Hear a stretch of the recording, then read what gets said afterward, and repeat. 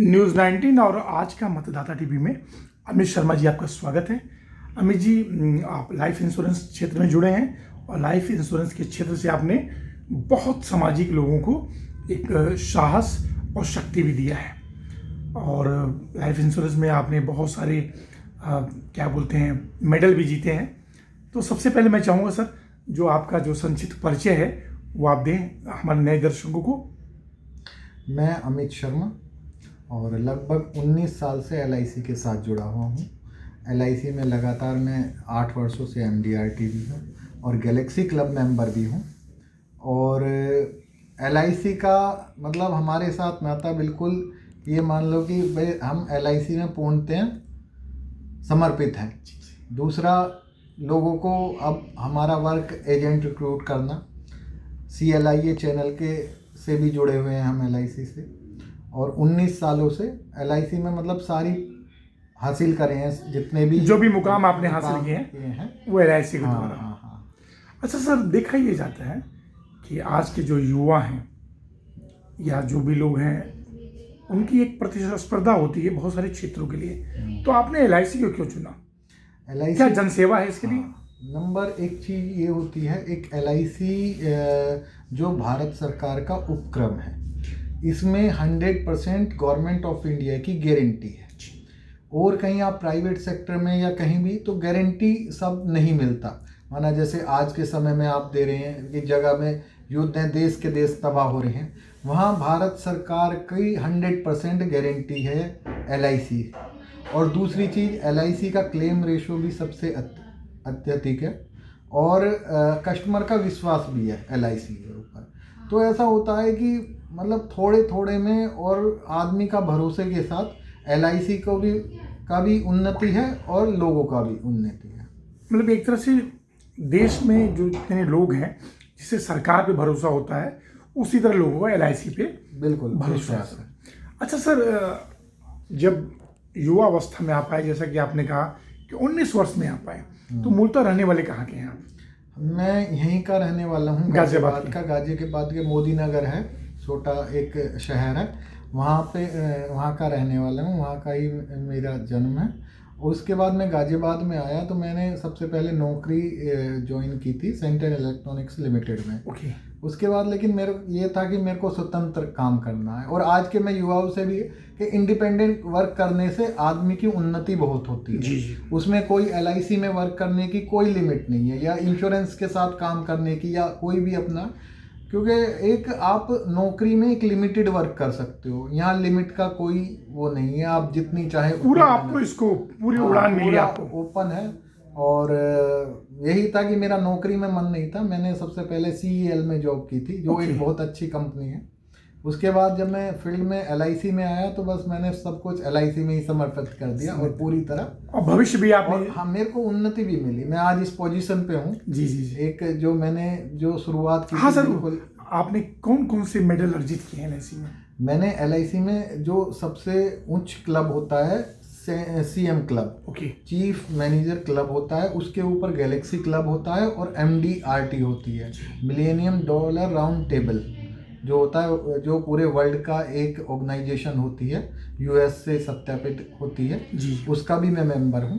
तो LIC में मैंने सारी उपलब्धि हासिल की हैं टॉप। उसके बाद मेरा जो CLIA चैनल है LIC का, एजेंट रिक्रूट करना और उनको ट्रेन करना, मतलब जैसा मैं हूँ मैं भी ऐसा लोगों को और बनाना चाहते हैं। Okay sir.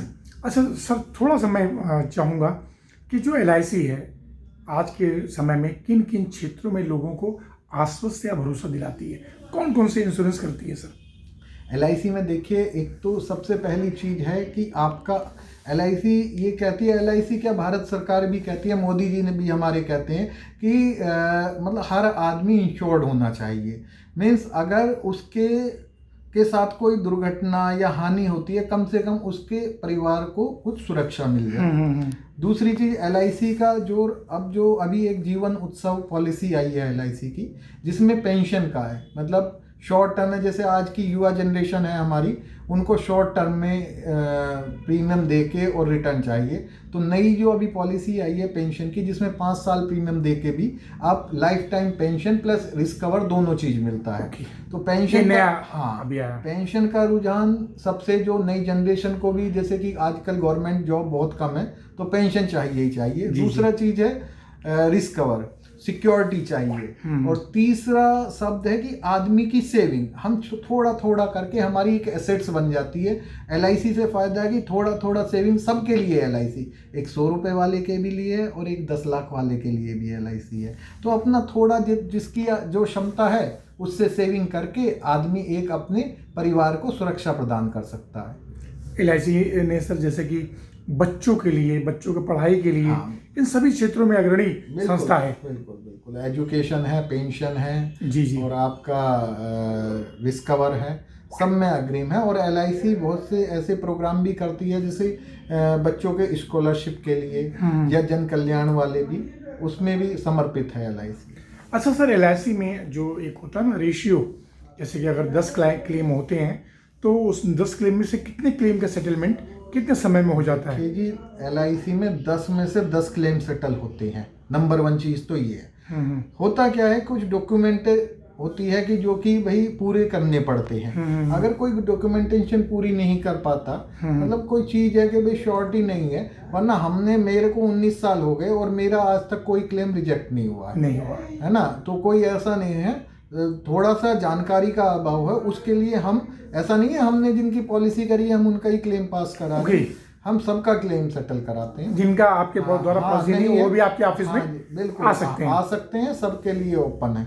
किसी का भी कोई क्लेम सेटलमेंट है, कुछ ऐसा कुछ नहीं। अच्छा अमित शर्मा जी, जो आपका नया ऑफिस है, अभी आपने कुछ दिन पहले उसका उद्घाटन किया, आ सकते हैं, सबके लिए ओपन है।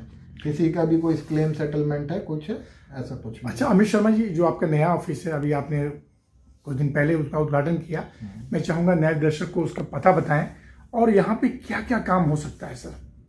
हमारा ये office new Aryanagar near Patel Nagar Fawara Chowk के पास है।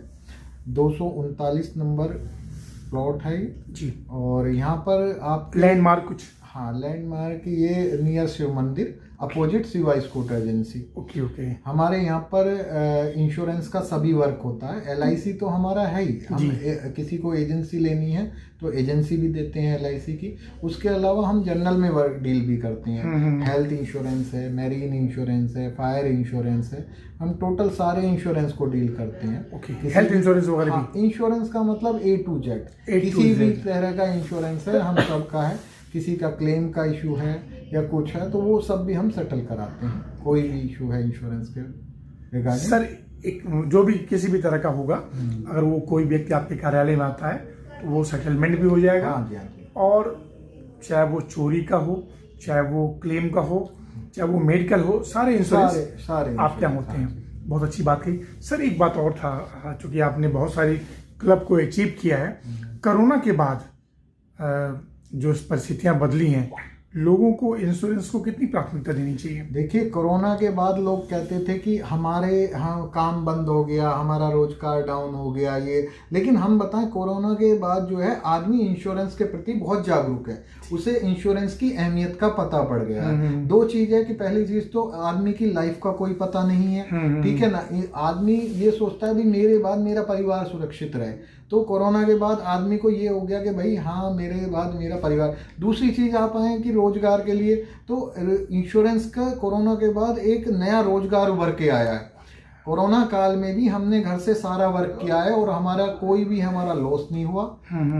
सबको इंश्योरेंस के प्रति हर आदमी जागरूक भी हो गया है, ज्यादा जागरूक हुआ है। पहले यूएस में, विदेशों में सब इंश्योरेंस, अब नहीं, इंडिया में भी इंश्योरेंस का प्रति बहुत संवेदनशील, मतलब आदमी ये सोचता है हाँ जी हमें इंश्योर्ड होना चाहिए। तो सड़क पे अगर वो चल रहा है बिल्कुल तो सेफ्टी मांग रहा है। हाँ, और काम भी बढ़ा है कोरोना के बाद, इंश्योरेंस का काम भी बढ़ा है। ओके अमित जी, 2 सवाल और था।